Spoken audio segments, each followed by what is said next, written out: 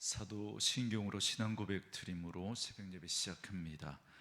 전능하사 천지를 만드신 하나님 아버지를 내가 믿사오며 그 외아들 우리 주 예수 그리스도를 믿사오니 이는 성령으로 잉태하사 동정녀 마리아에게 나시고 본dio 빌라도에게 고난을 받으사 십자가에 못 박혀 죽으시고 장사한 지 사흘 만에 죽은 자 가운데서 다시 살아나시며 하늘에 오르사 전능하신 하나님 우편에 앉아 계시다가 저리로서 산자와 죽은 자를 심판하러 오시리라.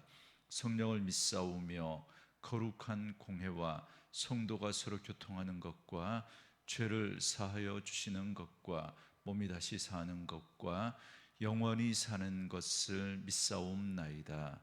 아멘. 이 아침에 우리에게 주시는 하나님의 말씀은 고린도전서 7장 1절로 24절 말씀까지, 고린도전서 7장 1절에서 24절 말씀까지 우리 말씀 찾으셨으면 한 목소리로 같이 읽습니다. 너희가 쓴 문서에 대하여 말하면 남자가 여자를 가까이 아니함이 좋으나 음행을 피하기 위하여 남자마다 자기 아내를 두고 여자마다 자기 남편을 두라. 남편은 그 아내에 대한 의무를 다하고 아내도 그 남편에게 그렇게 할지라.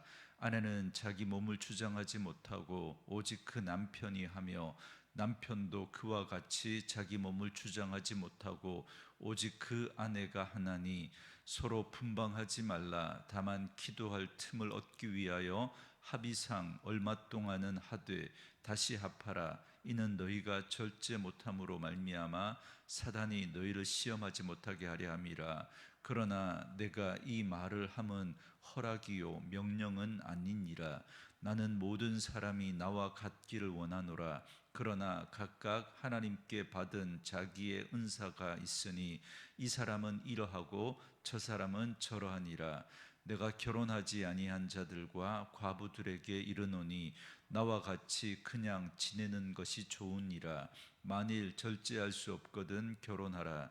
정욕이 불같이 타는 것보다 결혼하는 것이 나으니라. 결혼한 자들에게 내가 명하노니 명하는 자는 내가 아니요 주시라.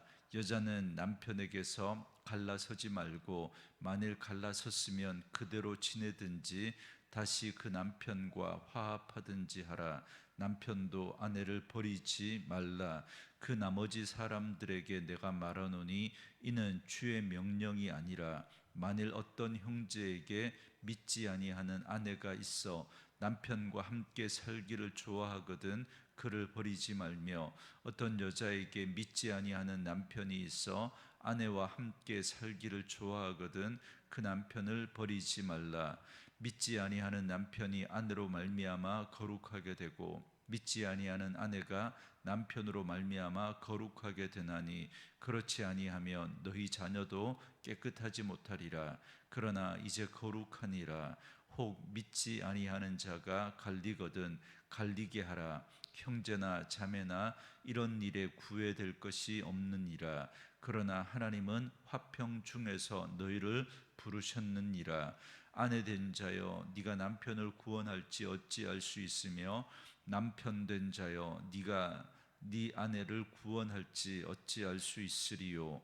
오직 주께서 각 사람에게 나눠주신 대로 하나님이 각 사람을 부르신 그대로 행하라. 내가 모든 교회에서 이와 같이 명하노라. 할례자로서 부르심을 받은 자가 있느냐? 무할례자가 되지 말며 무할례자로 부르심을 받은 자가 있느냐? 할례를 받지 말라. 할례 받는 것도 아무것도 아니요 할례 받지 아니하는 것도 아무것도 아니로되 오직 하나님의 계명을 지킬 따름이니라. 각 사람은 부르심을 받은 그 부르심 그대로 지내라. 네가 종으로 있을 때 부르심을 받았느냐? 염려하지 말라. 그러나 네가 자유롭게 될 수 있거든 그것을 이용하라. 주 안에서 부르심을 받은 자는 종이라도 주께 속한 자유인이요 또 그와 같이 자유인으로 있을 때 부르심을 받은 자는 그리스도의 종이니라. 너희는 값으로 사신 것이니 사람들의 종이 되지 말라. 형제들아, 너희는 각각 부르심을 받은 그대로 하나님과 함께 거하라. 아멘. 오늘은 함께 읽으신 고린도전서 7장 1절에서 24절 말씀을 중심으로 부르신 그대로 행하라라는 제목의 말씀으로 잠시 은혜를 나누겠습니다. 바울은 지금까지 살펴봤던 고린도전서 1장에서 6장의 말씀을 통해서 글로에의 집 사람들로부터 전해 들은 고린도 교회의 문제들에 대한 책망과 훈계에 대한 말씀을 이야기했습니다. 그러나 이제 7장부터는 고린도 교회 교인들이 편지로 문의해온 신앙의 문제들에 대해서 말씀하는 내용인데요, 오늘 본문은 그 첫 번째 대답입니다. 고린도 교회 성도들이 문의한 신앙의 내용 중에 하나가 독신으로 지내는 것이 결혼하는 것보다 더 신령한 것인가 라는 겁니다. 여기에 대해서 바울은 대답하기를 남자나 여자나 독신의 은사를 받는 것은 좋지만 독신 상태라고 다 결혼한 것보다 나은 것은 아니고 더욱이 어느 누구에게도 독신 생활이 최상의 생활이다라고 말할 수 없다는 겁니다. 그래서 6절 말씀에 보면 바울은 독신은 허용되기는 하지만 명령은 아니다라고 말합니다. 또한 독신은 일종의 은사이기 때문에 아무나 이 은사를 소유하는 것은 아니다라는 사실을 말합니다. 그게 7절 말씀인데요, 나는 모든 사람이 나와 같기를 원하노라. 그러나 각각 하나님께 받은 자기 은사가 있으니 이 사람은 이러하고 저 사람은 저러하니라, 이렇게 말하죠. 그러니까 바울은 모든 사람이 자신처럼 독신의 은사를 받았으면 좋겠다라고 말하면서도 그러나 각자에게 은사가 다 다르다라는 사실을 더불어 말하고 있습니다. 그래서 우리는 결혼에 대해서 이해할 때 하나님이 짝을 지어주신 것으로 이해해야 합니다. 그러나 이러저러한 이유로 인해서 독신으로 부름받은 사람들도 있습니다. 그렇다고 해서 그들의 생활이 영적으로 더 우월하거나 독신으로 부름받은 사람들의 삶이 더 낫고 그렇지 못한 사람은 열등하다, 그렇게 말할 수 없는 거죠. 결혼을 하고 안 하고는 모두 다 하나님이 주신 은사에 따라 다르다라는 겁니다. 그런데 오늘 2절에 보면 음행을 피하기 위하여 남자마다 자기 아내를 두고 여자마다 자기 남편을 두라, 이렇게 말합니다. 이 말씀을 잘못 이해하면 마치 남자와 여자가 가정을 이루는 것이 단지 성적인 욕망을 해소하기 위해서 그런 게 아닌가, 이렇게 오해할 수 있는데 그렇지 않습니다. 물론 결혼한 부부의 성생활은 정상적이고 아름다운 것이고 결혼의 아주 중요한 목적 가운데 하나임에는 틀림없습니다. 그러나 이 말씀을 지금 누구에게 하고 있는지를 여러분 먼저 분명히 이해하셔야 합니다. 이 말씀은 결혼하지 않은 사람에게 결혼의 이유와 목적에 대해서 설명해 주려고 주시는 말씀이 아닙니다. 이 말씀은 기혼자에게, 그러니까 이미 남편과 아내가 있는 사람들을 대상으로 주신 말씀입니다. 그러니까 이미 결혼한 부부에게 다른 사람을 두지 말고 자기 아내와 자기 남편을 두라는 말씀입니다. 무슨 말이냐면 요즘 회사에 가면 오피스 와이프, 오피스 허스번드, 그래서 이렇게 아내 외에 또 이런 성적인 관계를 맺는 그런 사람들이 있다라고 이야기하지 않습니까? 당시 고린도 사회에도 그랬습니다. 그런 세상을 살아가고 있는 고린도 교회 성도들에게 지금 바울이 이 이야기를 하고 있는 겁니다. 자기의 유일한 성적인 대상은 자기의 아내와 자기의 남편이어야 한다라는 거죠. 그래서 성적 대상으로 다른 사람을 두지 말고 남편은 배우자인 자기 아내를, 아내는 배우자인 자기 남편을 두라라는 겁니다. 그런데 어제 새벽에 말씀드렸지만 당시 헬라 철학의 이원론의 영향을 받아서 한편으로는 금욕주의로 또 한편으로는 방임주의로 흘러갔습니다. 그래서 고린도 교회 성도들 중에도 금욕주의의 영향을 받아서 자기 배우자를 멀리하는 사람들이 있었습니다. 물론 5절 말씀처럼 남편과 아내는 기도와 금식에 전념하기 위해서 서로 합의하에서 잠시 분방할 수 있습니다. 그러나 어떤 사람들은 이걸 핑계 삼아서 아예 부부 생활 자체를 거룩하지 못한 것으로 생각하고 멀리하려고 했던 그런 사람들이 있었습니다. 그래서 4절에서 아주 파격적인 말을 합니다. 아내는 자기 몸을 주장하지 못하고 오직 그 남편이 하며 그럽니다.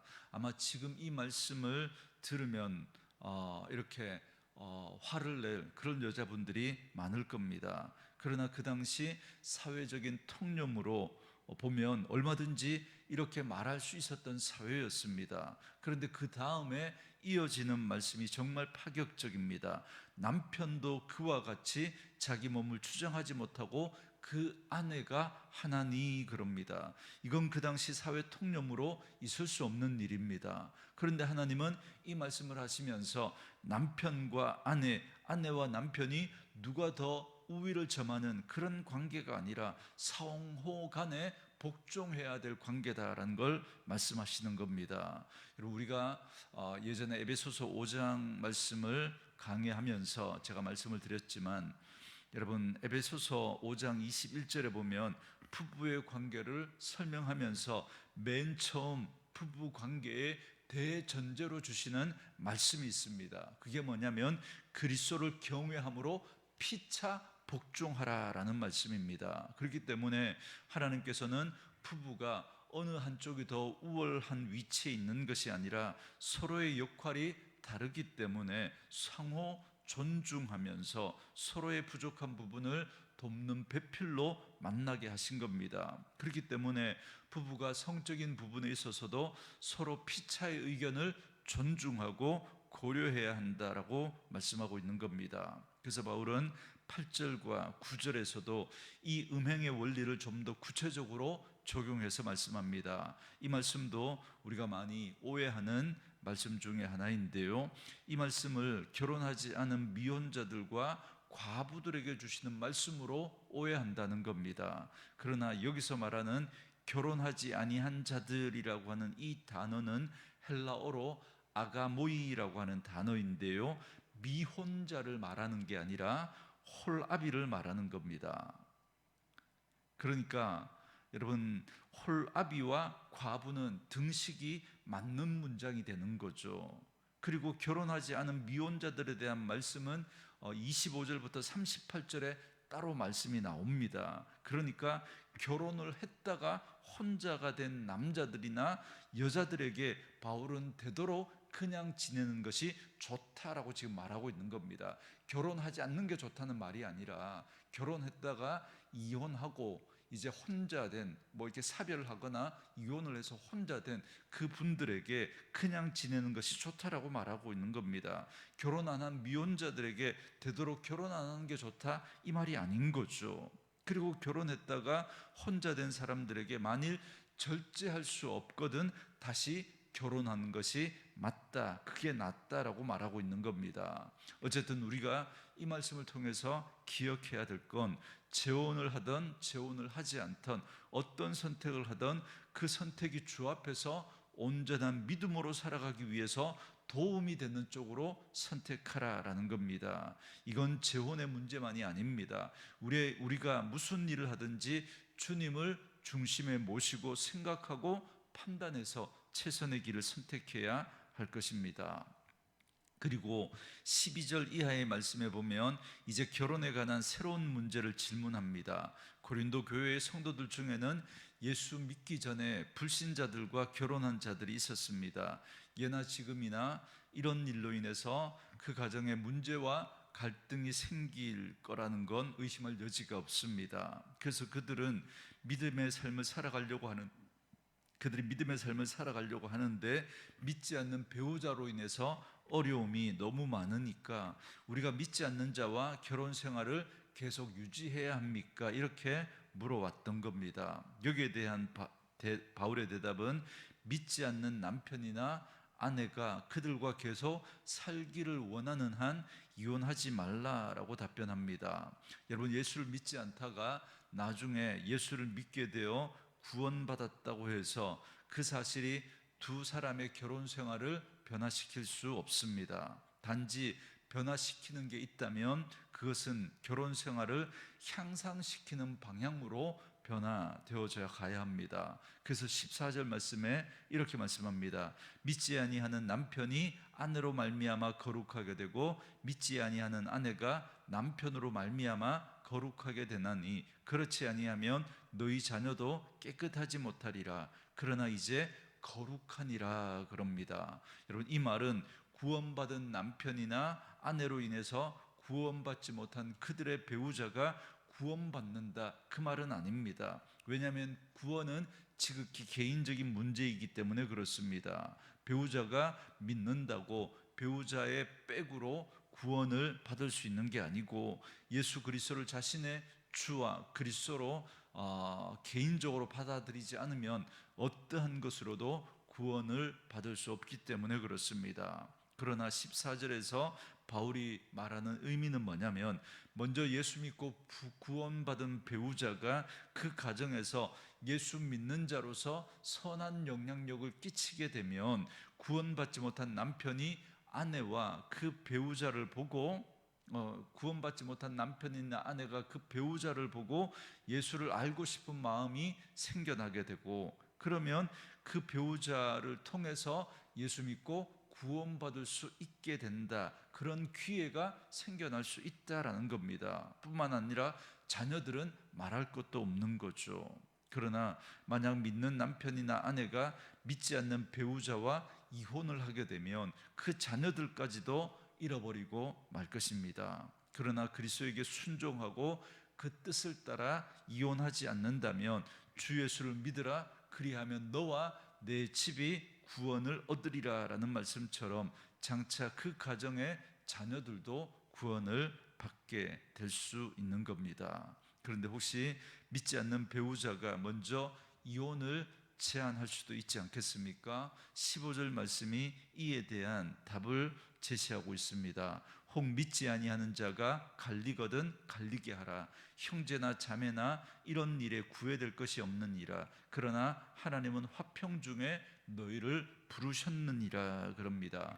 그리스도인인 남편이나 아내가 굳이 가정을 위해서 불신자와 살 의무는 없습니다. 우리는 화평을 위해서 부름받은 자들입니다. 그래서 할 수 있는 한 가정을 깨지 않도록 노력해야 할 것입니다. 그러나 화평케 사는 것이 불가능한 경우도 있다는 겁니다. 15절 말씀처럼 믿지 않는 남편이나 아내가 믿는 남편이나 아내와 이혼하기를 원하는 경우입니다. 이럴 경우에는 이혼하라고 말합니다. 이처럼 바울은 배우자가 믿지 않는다고 단지 그 이유 때문이라면 이혼을 하지 말고 각자 그대로 있으면서 믿음 생활 잘 해나가는 것이 중요하다라고 말씀하고 있습니다. 그리고 이를 확정해서 결혼뿐만 아니라 이걸 확장해서 결혼뿐만 아니라 사회생활 전반에 걸쳐서 각자 자기의 신분과 상황을 그대로 지키면서 믿음 생활을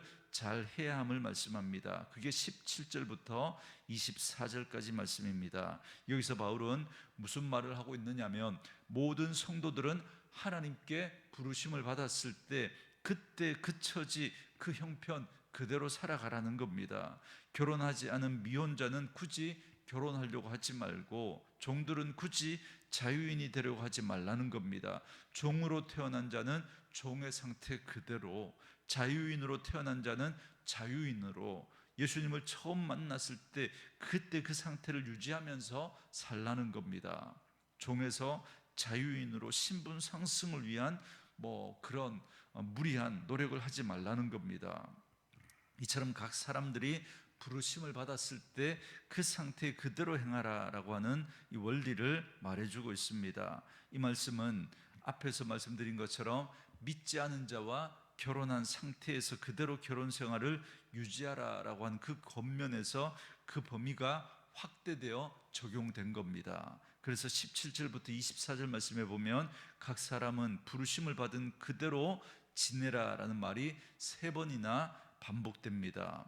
오늘 우리는 이 말씀을 통해서 우리가 깨달아야 될 게 뭐냐면, 우리들의 삶의 목적은 궁극적으로 우리의 삶을 더 좋아지게 하고 더 많아지게 하고 더 높아지는, 소위 말하는 꿈을 크게 가지고 성공하는 게 우리의 목적이 아니라는 말입니다.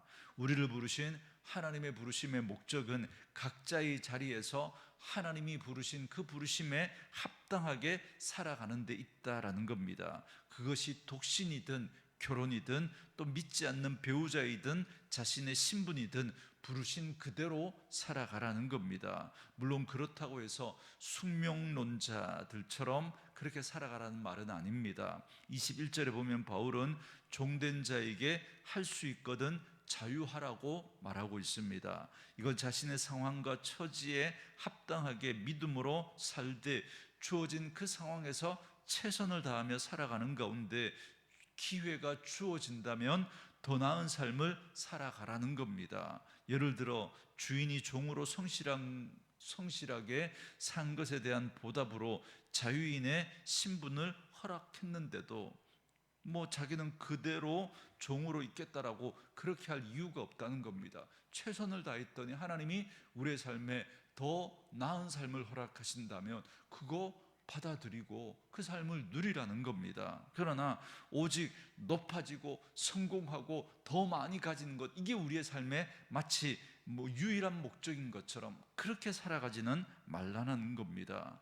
지금 우리에게 주어진 그 현실을 받아들이고 최선을 다할 때, 그럴 때 하나님께서 허락하시면 더 나은 삶, 더 나은 자리로 우리를 이끌어 가실 수 있다는 것입니다. 단지 성공이 우리의 목적이 되어서는 안 된다라는 겁니다. 그렇기 때문에 우리의 관심은 내 처지나 상황이 아니라 하나님의 뜻이라는 사실을 다시 한번 기억하며 있는 자리에서 최선을 다해 하나님을 섬기며 힘써 하나님의 나라와 의를 구하며 살아가는 저와 여러분 될 수 있기를 바랍니다. 그래서 늘 하나님과 함께 거하는 참으로 복된 믿음의 삶을 살아가는 저와 여러분 되어줄 수 있기를 주의 이름으로 축원합니다.